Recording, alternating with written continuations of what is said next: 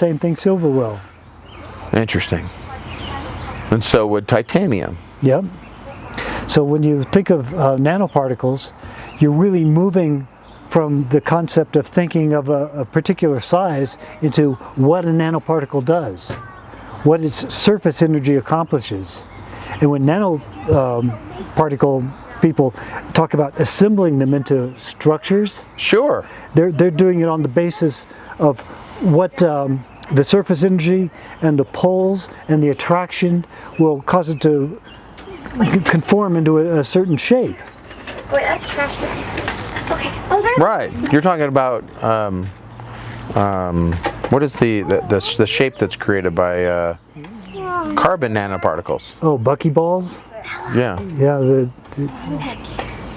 the carbon tubes and the Carbon tubes. That's it. Yeah. Yeah. They're creating perfect structures. Yeah, Yeah. because once you knock them into place, their surface energy makes them conform and cause them to get. Creates a geometric shape. Yeah. So So you think that what happened, if you 30 some odd years later, after this incident, which has affected your life for your entire life, right? Yep. You're still living the consequences Yep. of what had happened to you. Do you think that what's happened to you, and it's interesting, as you're going down this path, do you think it's more that your body has these nanoparticles in it that it can't get rid of, and thus your immune system's always going to be, that's why you can't heal? Yes. Because this stuff's in you now and you Yep. can't get rid of it. Mm-hmm. So it's the heavy metal toxicity really that's causing the issue in you. Well, I wouldn't call it heavy metal toxicity per se, because I believe it's nanoparticle toxicity. It's nanopathology. And I was thinking, if I ever get any scientific backup for this crazy concept, I would refer to it to something other than Heavy metals. heavy metal toxicity. I would call it zeta potential, zeta toxicity, to refer to the surface energy. Got it. The zeta energy. Yeah. Because that's really what does the damage to the bacteria. It's not the fact that it's silver, it's the zeta potential. Well, it's the little lightning bolts coming out and killing the living thing that it touched. Yeah.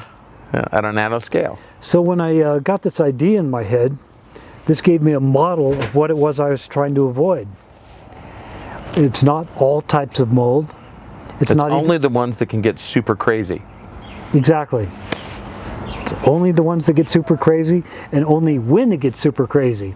So if I don't feel a mold getting super crazy, even if it's Stachybotrys, I'm not going to... So even if it's black mold, Yeah. it can still be black mold. You can still sit in front of it, but you may not feel the same idea like you were talking when we were in our houses and you were going through them and feeling it. You could be in front of black mold and feel something different Sure. from a different black mold. It could be the same black mold.